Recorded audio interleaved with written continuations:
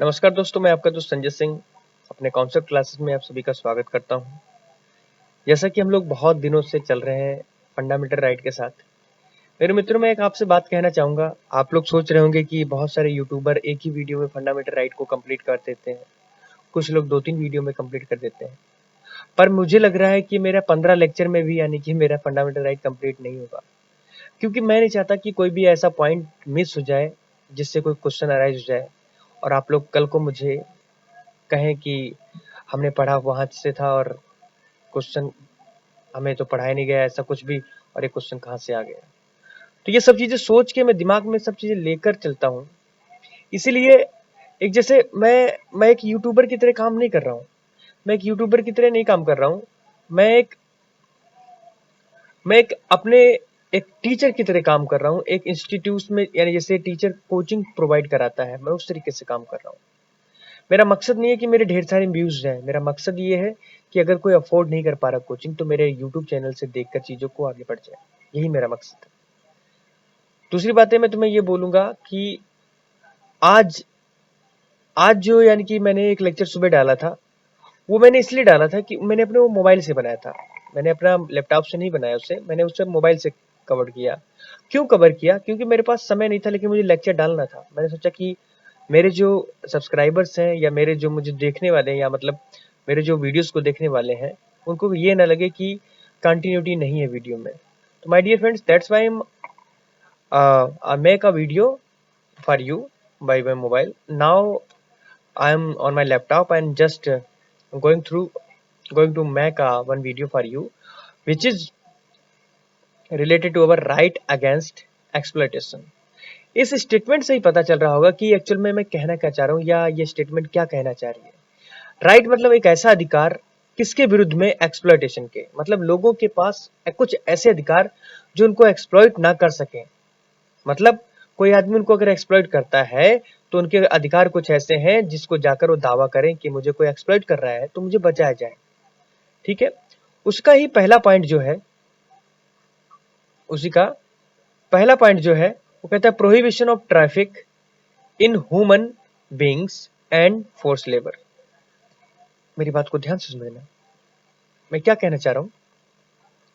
Prohibition in prohibition of traffic, कहते नहीं लड़कियों की ट्रैफिकिंग हो रही थी। ट्रैफिकिंग मतलब किसी चीज को ले जाकर इलीगल तरीके से कहीं पर तस्करी करना। तस्करी मतलब ट्रैफिकिंग का सीधा शुद्ध हिंदी अर्थ अगर देखा जाए तो तस्करी है।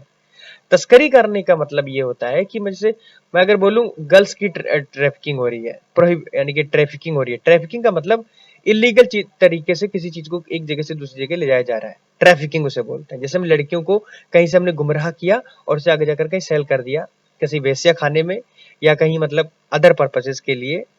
ठीक है। बच्चों, छोटे छोटे बच्चों को जाकर कहीं जाकर सेल कर दिया, ये सब ट्रैफिकिंग कहलाता है। ठीक है। तो प्रोहिबिशन का मतलब होता है कि उसका विरोध करना। दूसरी बात, अगला पॉइंट है, किसमें ये सभी बातें हो रही है? In human beings and force labour. Force labour मतलब, मैं अगर बात करूं, फोर्स लेबर का मतलब ये होता है कि वो लेबर जो वर्क करती है, उन सभी में अगर आपको कोई ऐसा लग रहा है कि आपको कोई एक्सप्लॉइट कर रहा है, आपको कोई फोर्स देके काम करा रहा है, जितना आपको यानी कि मानदेय नहीं मिल रहा है, जितना आपको पैसा नहीं मिल रहा है, उससे भी ज्यादा आपसे काम कराया जा रहा है, तो आप इन चीजों को उजागर करिए और बताइए कि मेरा यहाँ पर एक्सप्लॉइटेशन हो रहा है। ठीक है। ऐसा बहुत कभी कभी हो जाता है कि बहुत सारी मेड्स जो होती हैं, मतलब नौकरानी, उनसे सैलरी उनकी 4-5 हजार होती है, उनसे काम लिया जाता है 15 हजार का। वो चाह के भी नहीं बोल पाती। वो सोचती है कि अगर ऐसा बोलूंगी तो शायद मेरी जॉब छूट जाएगी। तो बहुत से लोगों के पास प्रॉब्लम होते हुए भी वो बोल नहीं पाते। लेकिन बहुत से लोग ऐसे होते हैं कि उनको परवाह नहीं होती कि मेरी जॉब जाए या भाड़ में, जो भी हो, लेकिन मैं सच्चाई को बोल के रहूं। तो सच्चाई का समर्थन करना सीखिए। ठीक है। मैं देखो बातों को, भावनाओं को इतना एक्सप्रेस करता हूं क्योंकि आपको समझ में आना चाहिए एक्चुअल में क्या कहना चाह रहा हूं। अब आते हैं आर्टिकल 23 पर। मैंने 22 तक कवर कर लिया था। अब 23 आर्टिकल ये कहता है, देखो 4 मिनट हो चुके हैं और मैं अभी आर्टिकल 23 स्टार्ट भी नहीं किया मैंने। क्यों? मैंने चीजों को, मतलब मैं आपको एक पिक्चर बनाता हूं आपके अंदर, और पिक्चर से बहुत कुछ क्लियर हो जाता है। तो आर्टिकल 23 ये कहता है कि आप ह्यूमन बींग्स के अंदर को यानी कि ट्रैफिकिंग नहीं कर सकते, उसको प्रोहिबिट करता है ये। जैसे आप किसी को भिखारी बनाकर मतलब किसी को ले जाकर मतलब बच्चे बहुत से क्या करते हैं, छोटे छोटे बच्चे को ले जाकर किडनैप करके कहीं जाकर सेल कर देते हैं। अब उस बच्चे को कहा जाता है कि तुझे खाना तभी दूंगा जब तू भीख मांग के लाएगा। तो बच्चा जाता है सड़क पर, कहता है 1 रुपए दे दो, 1 रुपए दे दो, भगवान के नाम पर दे दो। तो इस तरीके से बहुत सारे लोग तरस खा के उनके ऊपर, किसी ने 10 दे दिया, किसी ने 1 का सिक्का दे दिया, किसी ने 10 का सिक्का दे, कोई धनवान ज्यादा निकलेगा, उसने 50 का सिक्का दे दिया, 500 दे दिया, ज्यादा से ज्यादा बस 100 रुपए दे दिया। अब वो रुपए जो होता है शाम को स्टोर करके लाते हैं अपने, जो यानी कि जिन्होंने उनको खरीदा होता है वो उसको यानी कि पैसा देते हैं, और वो क्या करता है फिर उनको खाना देता है। ये सिचुएशन देखने को मिलती है। एंड बहुत सारी अदर सिमिलर सिचुएशन हो सकती है, जैसे फोर्स लेबर में। फोर्स लेबर में ये होता है कि क्या करा जाता है कि किसी को बधुआ मजदूर बना लिया जाता है। बधुआ मजदूर ये होता है कि आदमी कहीं से किडनैप करके लाया जाता है, ठीक है, और उसको बोल दिया जाता है कि तू बाहर नहीं निकलेगा इस बाउंड्री से, या यानी कि इस जितना भी ये तेरा बाउंड्री एरिया, इससे बाहर नहीं निकलेगा, और इसमें खाना मिलेगा तभी जब तू काम करेगा। तो उसे बोलते हैं फोर्स लेबर को तरीके, यानी कि फोर्स लेबर तो है ही, लेकिन उसको फोर्स करके काम कराया जा रहा है, ठीक है। दूसरी बात, एनी कंट्री या any contravention of this provision, कहने का मतलब यहाँ पर ये है, ऐसा कोई भी यानी कि कंट्रवेंशन जो है इस प्रोविजन के अंतर्गत सेल बी ऑफेंस, क्या माना जाएगा, इस जो प्रोविजन बनाया गया आर्टिकल 23 के अकॉर्डिंग, वो उसके अंदर इसे अपराध की श्रेणी में रखा जा रहा है। अगर ऐसा कुछ भी यानी कि देखा जाता है तो उसे अपराध की श्रेणी में रखा गया है, in accordance with the law के अनुसार, हमारे कानून के अनुसार। This right is available to both the citizen and the non citizen. कहने का मतलब यहाँ पर यह है, हमारे भारत के अंदर 2 प्रकार के नागरिक रहते हैं, एक सिटीजन, एक नॉन सिटीजन। नॉन सिटीजन 2 प्रकार के होते हैं, फ्रेंड, नॉन सिटीजन को ही हम लोग एलियन बोलते हैं, ठीक है। उसमें एलियन में 2 प्रकार के होते हैं, friendly alien and enemy alien. तो ये सभी चीजें ध्यान में रखना, मैं पिछले लेक्चर में भी मैंने बताया था। तो ये चीजें, दोनों चीजें यानी कि citizen and the non citizen दोनों के लिए अवेलेबल है, ठीक है। उसके बाद कहता है ये जो है प्रोटेक्ट करके चलता है क्या, इंडिविजुअल एंड किसके प्रोटेक्ट करके चलता है, individual, not only the against the state but also against the private provisions. कहने का मतलब प्राइवेट पर्संस, ये सभी चीजें मतलब यानी कि जितनी भी चीजें मैं बता रहा हूँ, अगर स्टेट किसी को एक्सप्लॉइट कर रही है तो उसको भी यानी कि ये प्रोविजन उसके लिए है कि आप किसी को एक्सप्लॉइट नहीं कर सकती। स्टेट में मैंने स्टेट की डेफिनेशन मैंने पिछले यानी कि पिछले चैप्टर में बता रखा है, तो क्या एक्चुअल में स्टेट क्या है। आई थिंक मैंने हाँ फंडामेंटल राइट में ही बताया था कि स्टेट एक्चुअल में क्या है। तो स्टेट की डेफिनेशन मैंने पहले बता रखी है कुछ लेक्चर में, तो आप उनको चाहें तो वहां पर देख सकते हैं ये एक्चुअल में स्टेट किसको बोलते हैं। और पर्टिकुलरली किसी पर्सन के बारे में भी बोल रखा है, अगर कोई पर्सन आपको एक्सप्लॉइट कर रहा है तो आप उसका कंप्लेंट करिए आर्टिकल 23 के अकॉर्डिंग, उसको सजा मिलेगी। फिर उसके बाद क्या होता है, जो एक्सप्रेशंस है trafficking in human being includes, जो यानी कि मैं अगर बात करूं एक्सप्रेशन जो दे रखा है, एक्सप्रेशन मतलब है कि जो विचारधारा दे रखी है किसकी, कि ट्रैफिकिंग इन ह्यूमन बीइंग्स, यानी कि तस्करी करना मानव जाति के अंदर, वो किस किस चीज को इंक्लूड करके चलती है। पहला है कि selling and buying of a man and women and children like goods, यानी कि वस्तुओं की तरह किसी भी पुरुष को, महिला को, बच्चे को नहीं खरीदा या बेचा जाएगा। सिंपल तरीका, ये जो आर्टिकल 23 बोलता है कि किसी भी व्यक्ति को या पुरुष को या महिला को या पुरुष को या बच्चे को एक वस्तु की तरह बेचा या खरीदा नहीं जाएगा, ठीक है। उसके बाद immoral trafficking in a women and children including the prostitution. बहुत ही, जब इस वर्ड को मैं सुनता हूं तो मेरे क्या मतलब यानी कि दिमाग में एकदम अलग अलग विचार आते हैं। इमोरल, एक होता है मॉरल, एक मॉरल होता है ना, वास्तविक मौलिक तत्व क्या है, इसी तरीके से उसका just opposite immoral trafficking of in a women. बहुत सारी वुमेन्स की क्या हो जाती है इमोरल तरीके से, और बच्चों की यानी कि क्या हो जाती है कि उनको यानी कि क्या कर लिया जाता है, ट्रैफिकिंग किया जाता है। और ट्रैफिकिंग के थ्रू ही मैं बोलना चाह रहा हूँ कि जैसे महिला यानी कि जो महिलाओं और बच्चों को यानी कि अनैतिक यानी कि दुर्व्यवहार, या इसमें यानी कि जो वेश्यावृत्ति शामिल है, ये प्रोस्टिट्यूशन जो वेश्यावृत्ति की मैं बात कर रहा हूँ, छोटे छोटे बच्चियों को ले जाकर यानी कि वेश्यावृत्ति वाले ठेकों पर ले जाकर, ठीक है, जिससे जैसे मैंने लोगों से मुंह से सुना है जैसे चकला भी बोलते हैं, ठीक है, तो वहां पर ले जाकर बेच देते हैं। और जब वो लड़की बड़ी होती है तो उसको पता भी नहीं चलता कि मैं क्या कर रही हूँ, मैं ज़्यादा चीज़ों को एक्सप्लेन ना करते हुए बताता हूँ, बस उसको इतना पता भी नहीं चलता कि मैं क्या कर रही हूँ, और उसका हनन हो रहा होता है, एक्सप्लॉइट हो रही होती है वो सब कुछ उस वातावरण में पल चुकी होती है, उसको अंदर वो सब ढल चुका होता है, लेकिन फिर भी उसे पता नहीं चलता। उसको लगता है मैं सही कर रही हूँ, लेकिन वो गलत कर रही होती है, क्योंकि वो वैसे वातावरण में आ चुकी है, उसे पता ही नहीं चलता। बच्चेपन से आई ना वो, तो सब कुछ होते हुए भी सब कुछ, यानी कि सब कुछ होते हुए भी उसे नहीं लगता कि मैं एक्सप्लॉइट हो रही हूँ। बहुत सारी राजाओं के समय पर क्या होती, देवदासी होती थी, लेकिन आपको देवदासी नहीं रख सकता आर्टिकल 23 के, ठीक है। स्लेवरी ये बोलता है कि स्लेवरी का मतलब ये हुआ कि कोई भी, यानी कि आपको मजदूर बनाकर, ठीक है, यानी कि स्लेवरी में दास होता है जैसे, ठीक है, तो आपको कोई दास बनाकर नहीं रख सकता। अगर कोई ऐसा करता है तो उसको क्या किया जाएगा, पनिश किया जाएगा। These acts are parliament has made immoral trafficking. Parliament ने यानी कि इमोरल ट्रैफिकिंग एक्ट बनाया था 1956 में, और उसमें ये सभी बातें करी थी कि इन सभी को बचाकर रखा जाएगा, और ऐसा कोई किया जाता तो उसे पनिशबल, मतलब उसे पनिशमेंट दिया जाएगा। अब बात आती है यहाँ पर, जो टर्म बेगर है उसका मतलब क्या है। इसका मतलब है कंपल्सरी वर्क विदाउट रिन्यूमरेशन। बेगार, इसे मैं बेगर गलत पढ़ रहा हूँ। द टर्म बेगार बहुत हमारे, मैं अपने जिस क्षेत्र में सुनता हूँ, बहुत से लोग हमारे गांव से क्या करते हैं, जंगल जाया करते हैं और बोलते हैं कि चलो वहां पर थोड़ा बेगार करना पड़ेगा, उसके बदले में वो लकड़ी हमें थोड़ी बहुत बीनने देगा जंगल के अंदर। तो लोग बुलाते हैं वहां पर, और वो क्या करते हैं, वहां पर बेगार करते हैं। बेगार का मतलब ये होता है, उनसे रास्तों के साइड में जगह खुदवाई जाती है जिससे कोई बड़ा वाहन लकड़ी भर के ना निकल सके। तो उनसे पहले आधे दिन तक ये काम करा जाता है, आधे दिन के बाद बोल दिया जाता है कि तुम लकड़ी बीन कर ले जा सकते हो। तो बेगार करते हो। बेगार का मतलब ये होता है कि आपको कोई भी रुपए नहीं मिलेगा, ठीक है, आपको ये काम करना पड़ेगा, ठीक है, फोर्स देखकर काम कराना, ठीक है, अगर नहीं करोगे तो भागो यहाँ से। तो मैंने ये बताया, कभी कभी ऐसा जाता है कि कुछ थोड़ा बहुत बदले में मिल जाता है, कभी कभी होता है कुछ नहीं मिलता है। जैसे बहुत से लोग, यानी कि बहुत बहुत धनी लोग होते हैं, तो लोग क्या कहते हैं, तुझे तुझे करना ही पड़ेगा, अगर नहीं करेगा तो तेरे साथ ये कर दूंगा, वो कर दूंगा, इस तरीके की धमकी देना, ये सभी चीजें चलती है।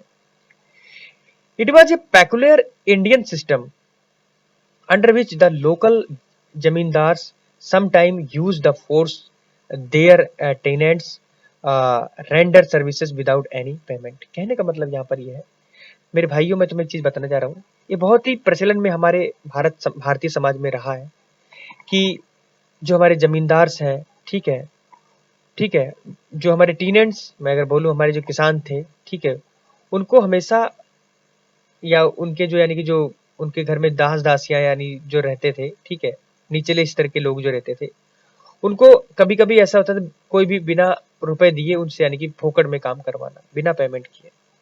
तो ऐसा काम होता था, लेकिन ये आर्टिकल कहता है कि अगर ऐसा कुछ होता है तो इस आर्टिकल 23 के अकॉर्डिंग आप ये केस कोर्ट में दर्ज करा सकते हो और उसके अगेंस्ट एक्शन लिया जाएगा। ये सभी बातें करता है।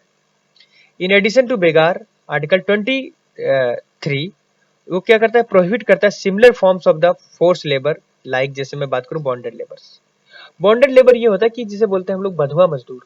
बंधुआ मजदूर ये होता है कि आप किसी को बंधुआ मजदूर नहीं बना सकते। बंधुआ मजदूर ये होता है कि आपके घर पर ही काम करेगा और कहीं करेगा नहीं, ठीक है, पहली बात तो ये, और रोज के रोज आएगा, तुम्हारा काम करेगा, तुम्हारा ही खाएगा, या खाना जैसा भी दोगे खाना खाएगा, मतलब एक किस्म से दास रखना। तो आज की डेट में अगर ऐसा कुछ आपको लगता है कि कोई मुझे बंधुआ मजदूर बना रखा है, तो आर्टिकल 23 बोलता है कि आप भैया कोर्ट में दायर करो, हम उसके अगेंस्ट एक्शन लेंगे। संविधान बहुत कुछ है। लोग भगवान में या वगैरह में इतना आस्था रखते हैं, धर्म में आस्था रखते हैं, लेकिन मैं संविधान में पहले आस्था रखता हूँ, उसके बाद धर्म में आस्था रखता हूँ, क्योंकि संविधान ने बहुत कुछ दिया है। संविधान ने इतनी आजादी दी है, मतलब इतनी स्वतंत्रता दी है कि आजादी अलग, मैं कभी अगर फुर्सत में होऊंगा तो आजादी और यानी कि स्वतंत्रता में तुम्हें डिफरेंस बताऊंगा। तो हमें स्वतंत्रता मिली है, अभी तक आजादी पूर्ण तरीके से नहीं मिली, ये बात याद रखना। आजादी मतलब आप कुछ भी कर सकते हैं, लेकिन स्वतंत्रता का मतलब आप कर सकते हैं, लेकिन किसी को बिना एक्सप्लॉइट किए, किसी को डिस्टर्ब किए बिना, ये चीजें होती है स्वतंत्रता। आजादी का मतलब ये होता है कि हर तरीके की आजादी, खाने में आजादी, पीने में आजादी, टहलने में आजादी। अब आपको खाने के लिए काम करना पड़ेगा ना, तो इसमें आजादी नहीं हुई ना। डॉक्टर सबके लिए, यानी कि आप जैसे मैं बात करूं एम्स में, सबके लिए डॉक्टर तो नहीं मिल पाता, बड़ा मुश्किल है। तो यहाँ पर कहाँ आज़ादी हुई? यहाँ पर तो खाली स्वतंत्रता मिली कि हाँ हम जा सकते हैं, वहाँ पर स्वतंत्रता है, लेकिन डॉक्टर मिल जाए ये तो नहीं है। ये सभी चीजें कुछ कभी कभी एक फीलिंग सी मेरे अंदर आती हैं। जो टर्म फोर्स लेबर है उसका मतलब ये है कि कंपाइलिंग करना person to work against his will. कहने का मतलब किसी को फोर्स लगाकर काम कराना, मतलब फोर्स मतलब कहना कि तुम्हें काम करना ही पड़ेगा, नहीं करोगे तो सोच लो। उसकी इच्छा नहीं आदमी की, लेकिन फिर भी वो काम कर रहा है। उसके बाद आता है कि जो जो वर्ड फोर्स है वो इंक्लूड करता है not only the physical legal force but also, ठीक है, कहने का मतलब जो फिजिकल और द लीगल फोर्स और also arising arising from the compulsion of the economic circumstances that working for the less than the minimum basis. जो force labour है मैं अभी बात कर रहा था, वो यानी कि हमारा खाली फिजिकली वर्क को ही नहीं इंक्लूड करता, वो हमारा इसको इंक्लूड करता है force arising from the compulsion economic circumstances that working less than, यानी कि काम आपको करना पड़ता है लेकिन आपको मिनिमम वेज मिल रहा है। वेज मतलब यानी कि उसका जो मानदेय है, मतलब पैसा जो है उसका कम मिल रहा है। इसी रिगार्ड में बाउंडेड लेबर सिस्टम जो उसको अबुलिश करने के लिए एक एक्ट लाया गया। बाउंडेड लेबर मतलब बंधुआ मजदूर को हटाने के लिए एक एक्ट लाया गया था 1976 में। क्यों? क्योंकि ये क्या कर रहा था, लोगों को बंधुआ मजदूर बना के रख रहा था और उसको खाना कम, ठीक है, काम ज्यादा, ये सिस्टम हो रहा था। कभी उससे उसके बाद यानी कि 1948 में एक एक्ट लाया गया जो मिनिमम बेस पे लोग काम करते थे उनके लिए, कि अगर आपको लगता है कि आपको काम ज्यादा लिया जाता है और पैसा कम दिया जाता है तो आर्टिकल 1948 के अकॉर्डिंग आप अप्लाई कर सकते हैं कि आपको यानी कि एक्सप्लॉयटेशन हो रहा है, ठीक है। उसके बाद एक एक्ट आया जो यानी कि 1970 का एक्ट माना गया। उस एक्ट को यानी कि बोला गया कॉन्ट्रैक्ट लेबर। कॉन्ट्रैक्ट लेबर का मतलब ये होता है कि किसी लेबर को यानी कि मतलब अपने घर में रखना या किसी इंस्टीट्यूट में रखना या मतलब किसी फैक्ट्री में रखना या किसी भी संस्थान में रखना और उससे एग्रीमेंट करा लेना कि जब तक ये पूरा यानी कि एग्रीमेंट मतलब किसी ने कह दिया तुम्हें कि आप 2 साल तक मेरे यहाँ काम करोगे तो 2 साल तक आपको काम करना पड़ेगा, चाहे आप मर रहे हो चाहे जी रहे हो, कुछ भी हो, आप नहीं जा सकते तो नहीं जा सकते। तो कॉन्ट्रैक्ट को यानी कि अबलिश करने के लिए एक 1970 में यानी कि एक एक्ट लाया गया और उसमें इसे यानी कि एबोलिश किया गया, हटाया गया इसे, ठीक है। उसके बाद एक एक्ट आता है हमारा 1976 में जिसे यानी कि बोला गया इक्वल रिम्यूनरेशन। इसका मतलब ये होता है कि अगर चाहे महिला हो चाहे पुरुष हो, आज भी मेरे गांव में या मतलब यानी कि कुछ लोकल एरिया में मैं देखूं तो आदमियों को ज्यादा पैसा मिलता है, महिलाओं को कम मिलता है। हर जगह एप्लीकेबल नहीं है, लेकिन गवर्नमेंट क्या करती है कि गवर्नमेंट का जो वर्क होता है उसमें यानी कि चाहे महिला हो चाहे पुरुष हो सबको बराबर का मतलब मजदूरी मिलती है, जिसे हम लोग देसी भाषा में बोले तो उसे बोलते हैं दिहाड़ी या मजदूरी, ठीक है। तो 1976 में कहा गया कि ऐसा कुछ भी नहीं होगा, कोई भी जो भी चाहे औरत हो चाहे पुरुष हो काम करेगा उसे बराबर वेज मिलेगा।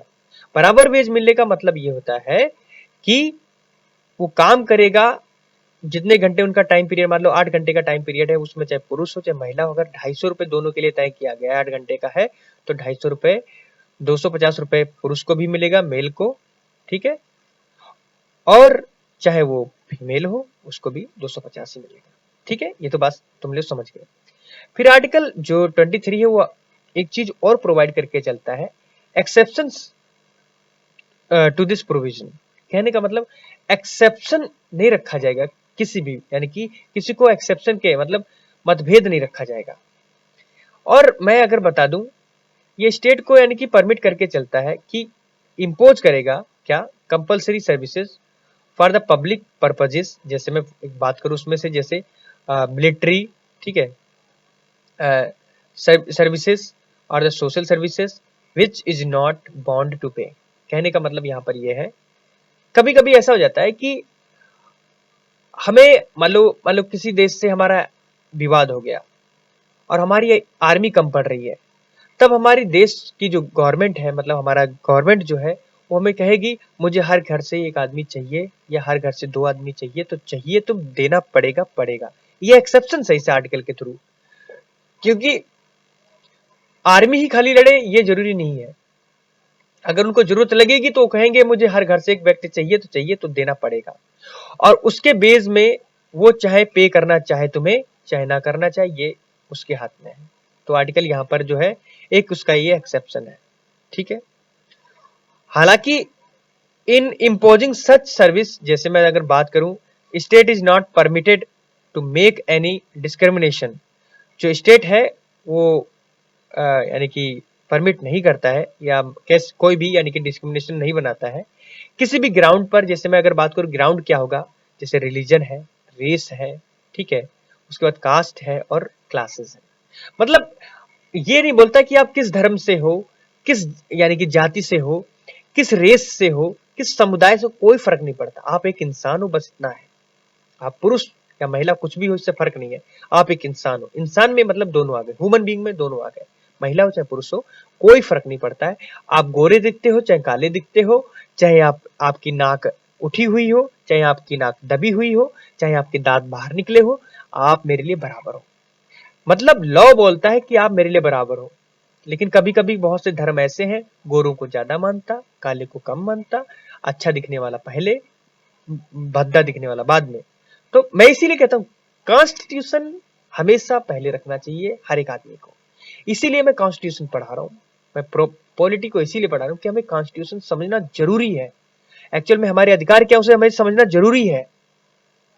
हमें यहां पर पढ़ाई कर रहे हैं, इसका मतलब ये नहीं कि हम पढ़ाई के पर्पज से पढ़ रहे हैं। हम यहाँ पर पढ़ रहे हैं एक्चुअल में हम एक जागरूक नागरिक हो रहे हैं। हमें हमें हर चीज पता चल रही है। चलिए आगे, अगला है हमारा prohibition prohibition of employment of children in a factories. कहने का मतलब यहां पर यह है, जो आर्टिकल 24 है, आर्टिकल 24 है, वो ये बोलता है कि भैया मैं किसी भी बच्चे को फैक्ट्री में या फैक्ट्री जैसे कारखानों में या किसी भी इंस्टीट्यूट में काम नहीं करने दूंगा। बच्चा किसे माना जाता है पहले ये समझ लो, ठीक है। जब से पैदा होता है और 14 वर्ष तक वो, यानी कि 14 वर्ष से कम है, तब तक उसे बच्चा माना जाता है। वो कहता है कि अगर कोई बच्चा 14 वर्ष से कम है तो उसे फैक्ट्री में काम करने का कोई अधिकार नहीं है, माइंस में काम करने का कोई अधिकार नहीं है, हजार्डस एक्टिविटीज में उसे भाग लेने का कोई अधिकार नहीं है, कंस्ट्रक्शन वर्क में या रेलवे में उसे कोई अधिकार नहीं है। इन सभी काम में करने का कोई अधिकार नहीं। अगर ऐसा पाया जाता है तो आर्टिकल 24 उस पर अप्लीकेबल होगा। और जो इंस्टीट्यूट या कोई भी जो उसको यानी कि जो ऐसे काम करवा रहा है उसे सजा मिलेगी मिलेगी, ठीक है। लेकिन it does not prohibit there the employment in the harmless or the innocent works। कहने का मतलब यहां पर यह है कि यहां पर अगर मैं बात करूं, ये प्रोहिबिट करता है किसको, एम्प्लॉयमेंट इन एनी हार्मलेस और द इनोसेंट वर्क। हार्मलेस मतलब ये हो गया कि जहां पर हानि हो रही है वहां पर तो मना करता ही करता है, लेकिन जहां पर ईमानदारी का वर्क है, मतलब घर पे रहकर कुछ बनाना, घर के लिए बनाना, तो वो चलता है इतना। अब बात आती है चाइल्ड लेबर के लिए।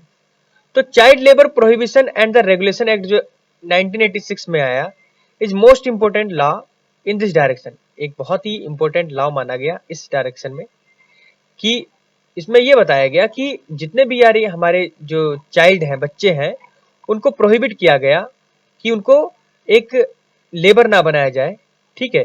क्योंकि बच्चे ही या हमारी जो जनरेशन इसमें बच्चे हैं वही हमारा भविष्य होंगे।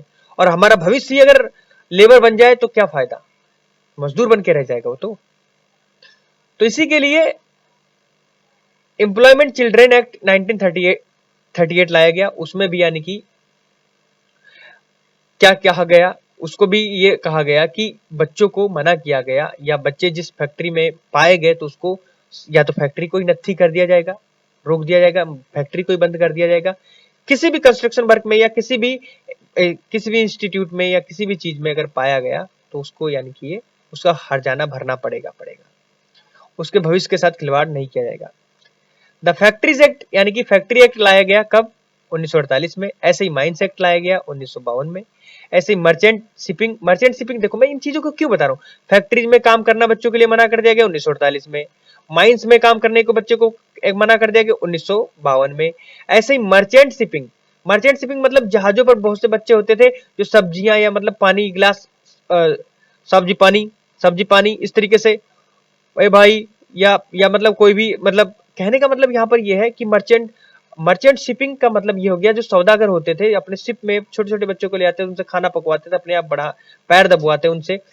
ये सभी हटाया गया कब? 1958 में। ऐसे ही बच्चों को क्या कहा जाता था कि आपको दिया जाएगा, जैसे मान लो बच्चे को क्यों रखा जाता है, क्योंकि बच्चे से काम एक आदमी के जैसे लिया जाता है और उसे रुपए आधा भी नहीं दिया जाता है। मेरा कहने का मतलब यहां पर यह है, अगर किसी व्यक्ति को 250 रुपए मजदूरी मिल रही है पर डे की, ठीक है, पर डे, तो बच्चे को खाली बोल दिया जाएगा आप 100 रुपए या 50 रुपए मुझसे तय कर लेते हैं कि तुमसे ये काम कराऊंगा। वही आदमी काम करेगा, वही बच्चा काम करेगा। अब बच्चे को ये लोग यानी कि एक मजदूर बनाकर काम करा रहे हैं। तो ये सब चीजें, इनको रोकने के लिए गवर्नमेंट ने समय समय के अनुसार नए नए एक्ट लाती गई बच्चों के फेवर में, कि बच्चे मेरे लेबर ना बने। इसी तरीके से प्लांटेशन मतलब होता है, प्लांटेशन का मतलब कि पौधे लगाना। तो प्लांटेशन के लिए जो लेबर लगती है उसमें कोई ज्यादा ताकत वाला काम नहीं होता, लेकिन फिर भी तो बच्चा का समय बर्बाद हो रहा है ना। तो उस एक्ट को 1951 में लेकर आती है हमारी गवर्नमेंट, और ये चीजें भी अबलिश करती है।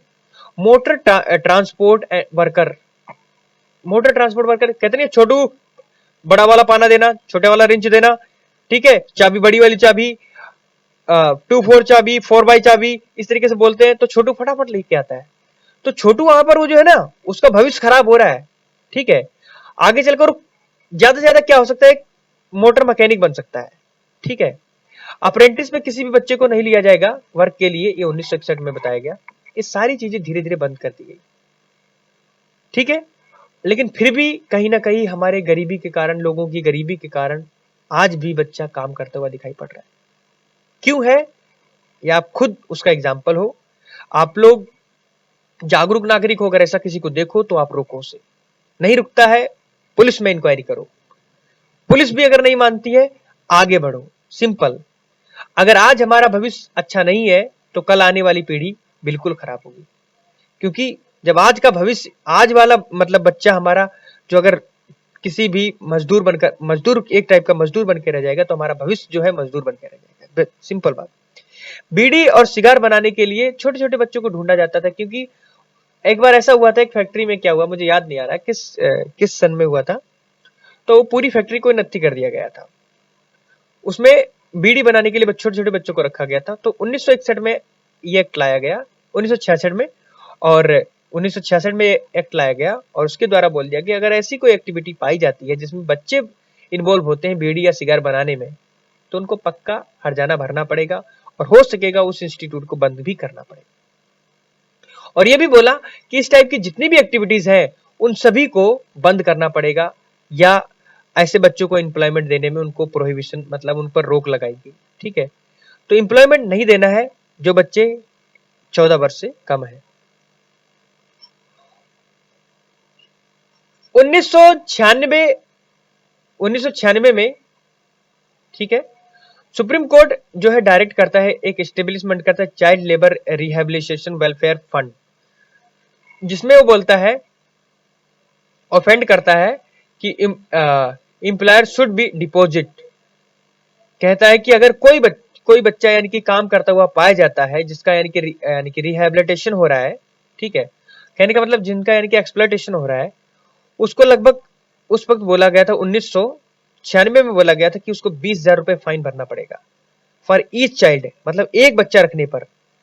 और ऐसे अगर जितने रखता जाएगा पर बच्चा, उसको 20,000 रुपए डिपॉजिट करना पड़ेगा फाइन के तौर पर, अगर उसे एम्प्लॉयमेंट दे रहा है तो। पहली बात तो एम्प्लॉयमेंट दे रहा है, दूसरी बात उसे हर्जाना भी भरना पड़ेगा। तो ऐसा करो ही मत ना, क्यों करो। और इसने ये भी बोला कि डायरेक्शंस किसके यानी for the improvement of the education, health, nutrition and the children. कहने का मतलब यहां पर यह है, उसने ये भी कहा कि बच्चों की जो यानी कि बहुत सारे इशू उठाए उसने। जैसे मैं बात करूं हेल्थ के लिए, हेल्थ में उसमें न्यूट्रिशन ऐड कराने के लिए, ठीक है, बच्चों के अंदर न्यूट्रिशन कम पड़ रहा है तो उसको बढ़ाने के लिए, एजुकेशन का क्षेत्र बढ़ाने के लिए उसमें भाग यानी कि गवर्नमेंट ने थोड़ा देखा। इसीलिए जो प्राइमरी मतलब सरकारी स्कूलों में पढ़ने वाले जो बच्चे होते हैं, मैं यूपी की बात कर रहा हूँ, तो उसमें जो प्राथमिक विद्यालय है या उच्च प्राथमिक विद्यालय है, उसमें बच्चों को यही खाना मिलता है और गवर्नमेंट उनके लिए बहुत से अच्छा खाना प्रोवाइड कराती है। लेकिन यहाँ पर हमारे बीच वो खाना आते आते बीच में ही रह जाता है और हमारे पास गंदा खाना आता है। तो बच्चा जो होता है वो उतना अच्छा खाना नहीं मिलता जितना गवर्नमेंट सोचती है, उनको वही खाना मिलता है जो यहाँ के लोग सोचते हैं। तो हो नहीं पा रहा है, मतलब ट्रांसपेरेंसी जब तक पूरे सिस्टम में नहीं आ जाएगी तब तक ये मतलब ये परिवर्तन नहीं पूरी तरीके से हो पाएगा। बात करता हूं आगे, commission for the protection of the child right. कहने का मतलब यहां पर एक कमीशन बुलाया गया, ठीक है, जो प्रोटेक्ट कर रहा था चाइल्ड राइट को। 2005 में इसे रखा गया। ये इनेक्ट किया गया था प्रोवाइड करने के लिए, यानी कि establishment of the national commission, ठीक है। ये इस्टेब्लिशमेंट किया गया था national commission and the state commission for the protection of the child right, यानी कि बच्चों के राइट को बचाया जाए। चिल्ड्रेन के जितने भी चिल्ड्रेन, अगर ऐसा कुछ होता है तो चिल्ड्रेन को यानी कि कोर्ट में प्रोवाइड किया जाएगा speedy trial offence against the children और the violation of the child rights. अगर कोई ऐसा बच्चों के यानी कि अधिकारों को हनन करता हुआ पाया जाता है तो उसे कोर्ट में पेश किया जाएगा, उसके अगेंस्ट कोई ना कोई कार्रवाई चलाई जाएगी, ठीक है। 2006 में क्या हुआ कि गवर्नमेंट ने क्या किया, बैन कर दिया जो एम्प्लॉयमेंट थी चाइल्ड की एज ए डोमेस्टिक सर्वेंट। यानी कि घरों में बच्चे कहते हैं छोटू चल पोछा मार जूते पे, फर्श पे चल, गाड़ी साफ कर, गाड़ी धो, छोटू बहुत काम करता है। अपने बच्चों को मतलब मेरा सोना बाबू जो भी है, लेकिन दूसरे का बच्चा छोटू बन गया तेरे घर में आके एक कुछ छोटी सी सैलरी पे, उस बच्चे से एक आदमी के जैसा काम लिया जाता है। वही छोटू पोछा मारता है पूरी फर्श पे, वही वही छोटू तुम्हारे कपड़े धोता है, वही छोटू तुम्हारा कार धोता है, वही छोटू तुम्हारे जूते पे पोछा मारता है। तो उस छोटू को बचाने के लिए गवर्नमेंट ने बहुत सारे बनाए हैं। मैं इतना क्यों इनको यानी कि बहुत डीपली बता रहा हूँ, क्यों? क्योंकि दिमाग में घुस जाए यार। अगर तुम लोग भी ऐसा कर रहे हो कोई तुम में से, तो ऐसा करना मत, please try to understand, try to understand what I'm saying here, because it is a very important for you, because you are the future of our nation. When you destroyed your mind, then I think our future in a danger. So my dear friends, please pay attention and think positive for our nation every time. Okay, let's come on the topic, because मैं कुछ भावनाओं में ज्यादा बह जाता हूँ, ठीक है। हाँ, क्या सांस फूलने। Okay, employment of the children as a domestic servant workers in a business establishment like the hotels, dhaba, restaurant, shops, ठीक है, फैक्ट्रीज, रिजॉर्ट, स्पास, टी शॉप्स, इन सभी पे अगर कोई बच्चा काम करता हुआ पाया जाता है तो उस पर फाइन मारा जाएगा, सिंपल, ठीक है। तो छोटू वहां पर काम ना करे। छोटू कहां रहे? स्कूल में पढ़े 14 वर्ष तक, कंपलसरी एलिमेंट्री एजुकेशन उसे पूरा करे, जिसको लगभग 8 तक बोलते हैं। 10 वर्ग यानी कि 10 तक पढ़ जाए कैसे भी बच्चा। पहले क्या था, बच्चा 8 तक पास करता था, पहले जो एक्ट था, ठीक है। लेकिन अब क्या है, बच्चा लगभग 10 तक पढ़ जाता है 14 वर्ष की उम्र में। It was warned anyone employing children below the age of 14 year would be liable for the prosecution and penal action। कहने का मतलब यहाँ पर ये गवर्नमेंट ने कहा, ये तुम्हें वार्निंग है, अगर कोई भी व्यक्ति ऐसा करता हुआ पाया जाता है 14 वर्ष के बच्चे को नीचे, यानी कि 14 वर्ष से कम उम्र वाले बच्चे को अगर कोई भी एम्प्लॉयमेंट देता हुआ पाया जाता है, तो सोच लो उसका क्या हाल होगा। हम उसके अगेंस्ट एक्शन जरूर लेंगे। चाइल्ड लेबर अमेंडमेंट एक्ट जो आया, यानी कि पहले एक आ चुका था, फिर उसके बाद अमेंडमेंट में लाया गया, उसमें क्या बोला गया कि हम प्रोहिबिट करेंगे और रेगुलेट करेंगे। क्या क्या प्रोहिबिट करेंगे और क्या रेगुलेट करेंगे? प्रोहिबिट ये करेंगे कि बच्चे को काम ना करने दिया जाए, रेगुलेट ये करेंगे कि उसको एजुकेशन दिलाई जाए। दोनों चीजें बहुत इंपॉर्टेंट है और इनको दिमाग में रख के चलना। अगर तुम्हें लगे तुम्हारा पड़ोसी में कोई छोटू है, ऐसा छोटू मैं क्यों बोल रहा हूं, छोटू बहुत इंडिया में ज्यादा प्रचलित है। छोटू चाय ला, छोटू पानी ला, छोटू पोछा मार, छोटू गाय को नहला, छोटू चारा बना, ये सब छोटू करता है। और छोटू कौन होता है? किसी एक बाप का, किसी एक नालायक बाप का, या किसी एक मजबूर बाप का, या किसी एक मजबूर मां का बेटा होता है। और मैं छोटू ही क्यों बोल रहा हूं, कोई छोटी सी बेटी भी हो सकती है, छुटकी भी हो सकती है कोई। Amended the child labour prohibition and regulation act. बाद में क्या हुआ, इसे अमेंड किया गया चाइल्ड लेबर एक्ट को 1986 में। यानी कि ये जो 16 यानी कि 1986 में आया था, उसे अमेंड किया गया कब, 2016 में। और ये सभी चीजें लाई गई। इसके द्वारा क्या बोला गया, इसे रीनेम किया गया principal act as a child adolescent labour prohibition and the regulation act 1986। इस एक्ट को रीनेम किया गया, ठीक है, जिसको बोला गया प्रिंसिपल एक्ट। एक यानी कि प्रिंसिपल मतलब अगर मैं यहां पर बात करूं, प्रधानिक एक्ट, ठीक है, जिसका एक्चुअल में मीन है कि चाइल्ड एंड एडोलेसेंट लेबर, मतलब वो व्यक्ति जो कम उम्र में लेबर बन जाए उसके बारे में बात कर रहा है। तो prohibition and the regulation act 1986 जो उसमें आया था, उसको अमेंड किया गया 2016 में। उसके द्वारा ये सभी चीजें हमने समझी। आगे का जो पोर्शन है वो हमारा है right to freedom of the religion. किसी भी धर्म को आप फॉलो कर सकते हैं, आपके पास अधिकार है। फॉलो मतलब आस्था रख सकते हैं, ठीक है। मैं धर्म परिवर्तन कभी करने किसी को आजादी, मैं तो नहीं कहता मत करो। तुम्हारा जो धर्म है उसको ही फॉलो करो, आस्था सभी धर्मों में रखो, ये अच्छी बात है। मैं हिंदू धर्म से हूं, मेरी आस्था सभी धर्म में है। लेकिन अगर मैं कहूं कि मुझे मुस्लिम धर्म अच्छा लगता है, मैं उसमें कन्वर्ट हो जाऊं, नो। मुझे सिख धर्म अच्छा लगता है, मैं उसमें कन्वर्ट, नो। मुझे ईसाई धर्म अच्छा लगता है, मैं उसमें कन्वर्ट, नो। मेरा धर्म हिंदू है, मैं सभी धर्मों में आस्था रखता हूँ, सभी धर्म मेरे लिए बराबर है। लेकिन मेरा धर्म जो है मैं उसी को रहूंगा, बस सिंपल तरीका। तो मेरे दोस्तों, इस लेक्चर में इतना ही। मिलते हैं एक अच्छे लेक्चर में और अच्छे विचारों के साथ। तब तक के लिए जय हिंद, जय भारत।